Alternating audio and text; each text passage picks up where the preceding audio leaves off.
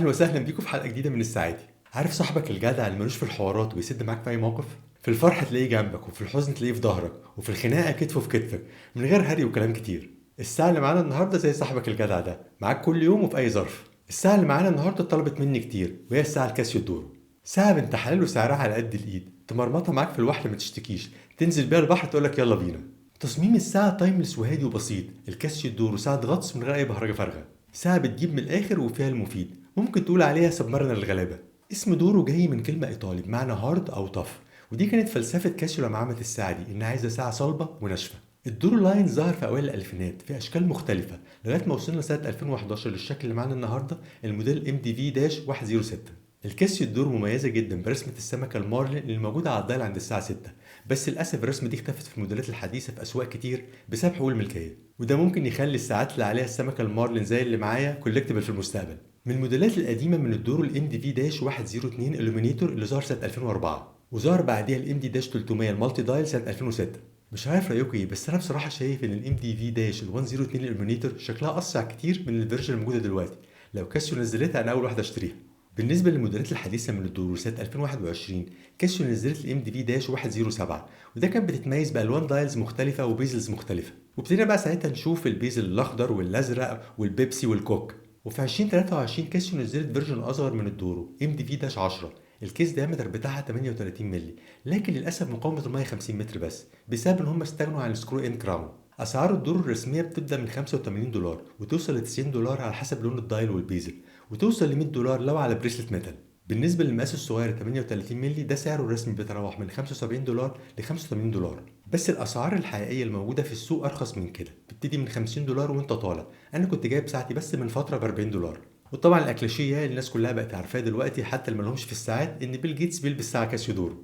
تعالوا نبص سوا ونشوف الساعة الكاسيو دورو بتقدم إيه. قبل أي حاجة شوت الإسبريسو المظبوط. وادي الساعة الكاسيو دورو الام دي في داش 106. كيس دايمنشنز: الدايمتر 44 مللي، لاك تو لاك 49 مللي، كيس سيكنس 12 مللي، واللاج ويتس 22 مللي.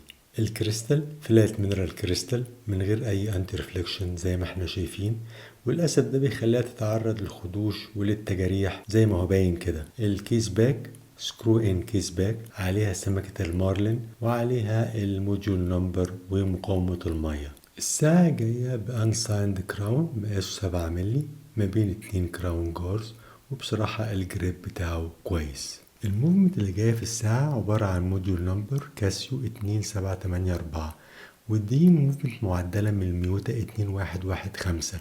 الأكيوريسي بتاعتها زاد أو ناقص 20 ثانية في الشهر. الموفمنت مفيهاش أي جولز وبتستخدم بطارية صغيرة عمرها 3 سنين. لو عملنا انسكرول للكراون هنلاقي زي معظم الساعات الكورتز أول تكة بنظبط منها التاريخ، وتاني تكة لظبط الوقت. السكرو ان كراون مع السكرو ان كيس باك بيحققوا للساعة مقاومة مية 200 متر. الساعة جاية بالكامل من الستانلس ستيل، الكيس والبيزل الكراون والكراون جاردز والكيس باك. الفينشنج بتاع الساعة ميكس ما بين الهاي بولشت والبراشت.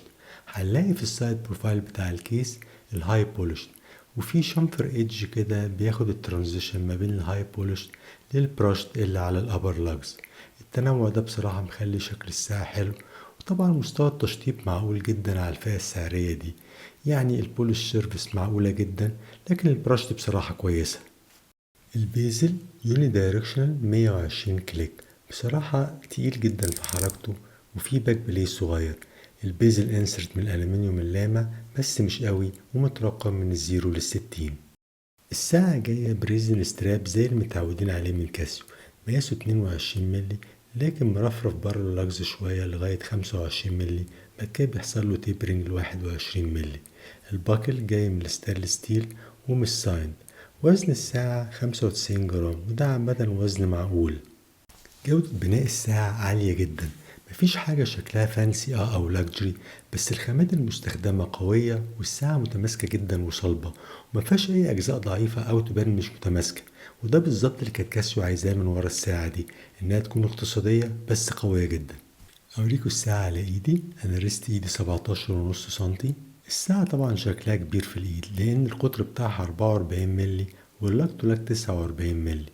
لكن بصراحة بسبب ان الساعة تعتبر رفيعة نسبيا، ده بيخلي الساعة متبانش بالك على الايد وتكون مريحة على ريست الايد. بصراحة الساعة مريحة جدا في اللبس، بالذات مع الريزن ستراب اللي هي جاية معاه. اوريكوا الساعة على نيتو ستراب، بصراحة بيبقى شكلها حلو وبيليق قوي على ساعات الغطس، بس مشكلته ان هو بيزود تخانة الساعة بسبب الاستراب اللي بيعدي من تحت الكيس، لكن برضو شكلها حلو زي ما انتوا شايفين ومريحة في الايد. الساعة برضو بصراحة شكلها حلو على الاسترابات الجلد، وبيخلي الساعة تبقى ميالة انها كاجوال، وممكن والله تمشي سمارت كاجوال، مش هتقول لأ. ده اكتر استراب انا بحب البس الساعة عليه، المارين ناشونال استراب. استراب مريح جدا فوق الوصف، الواحد بيحس ان الساعة وريست الايد بقوا حاجة واحدة، وكأنه مش لابس حاجة في ايده خالص، بسبب ان الساعة حاضنة الايد والمرونة اللي موجودة في الاستراب. وادي الساعة على المش ستراب، بصراحة لايق عليها برضو جدا، متوافق معاها كونها ساعة غطس. بصراحة ممكن نقول بمنتهى الأريحية إن الساعة الكاسيو دورو دي وحش استرابات. تصميم الدايل بسيط بس عملي في نفس الوقت. لون الدايل اسود بسان بيرست خفيف، مش مبالغ فيه عشان الرؤية، والماركرز والانديسيز والعقارب كلها جاية باللون الابيض.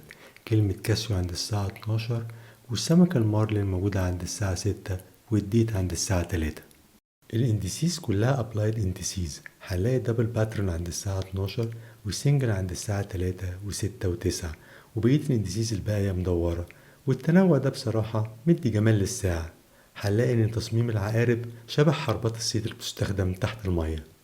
اللون بصراحة من الحاجات الضعيفة في الساعة، ان كاسيو مستخدمين ستاندر فوسفورسنت بينور اخضر في الاول كويس، بس مش بيطول قوي، بس بصراحة حرام نطلب من ساعة ب$50 اكتر من كده.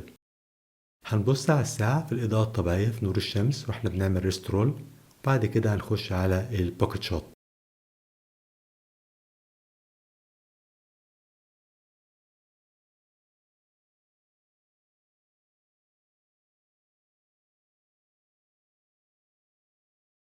ايه مميزات الساعة الكاسيو دورو؟ ملكة ساعات الغطس في الفئة الاقتصادية، قيمة هايلة مقابل سعر، مفيش أي ساعة عارفة تقرب منها. الساعة اعتمادية جدا وفي منتهى القوة، ساعة من براند معروف ومحترم. الساعة شكلها حلو بتناسب استخدامات كتير. الساعة عبارة عن وحش استرابات بيليق عليها أي استراب. طب يا ترى عيوب الساعة ايه؟ الساعة حجمها كبير ومش هتليق على أي ريست أقل من 16 سم. المينرال كريستال زي ما انتوا شفتوا طبعا بتتجرح وممكن تتشرخ بسهولة. البيزل بتاع الساعة بصراحة زي ما انتوا شفتوا حركته تقيلة وفي باك بلاي. تشتري كاسيو درو امتى؟ لو بتدور على ساعة واحدة بس تكون رخيصة وتسد معاك في أي حاجة، لو بتغطس بشكل احترافي ومش عايز تجيب ساعة غالية، لو عايز ساعة كل صيانتها انك تغير بطارية كل 3 سنين. ما تشتريهاش امتى؟ لو ريست ايدك أقل من 16 سم هتبقى كبيرة قوي على ايدك. لو نمط حياتك كله رسمي الساعة رياضية مش هتناسبك، غير كده الساعة دي تسد معاك في أي حاجة. انا كده خلصت، يا ريت تقولي في الكومنتس رايكم ايه في الساعه الكاسيو دورو، ويا ترى هي افضل اختيار في فئه ال $50؟ وقولوا لي برضه في الكومنتس عشان نشوف ايه في الحلقات اللي جايه. يا ريت لو عجبكم المحتوى تقولوا لاصحابكم عليه، ما تنسوش تعملوا لايك وسبسكرايب وتفعلوا الجرس عشان يجيلكم كل جديد. انا سامر جمال ودي قناه الساعاتي، اشوفكم الحلقه الجايه.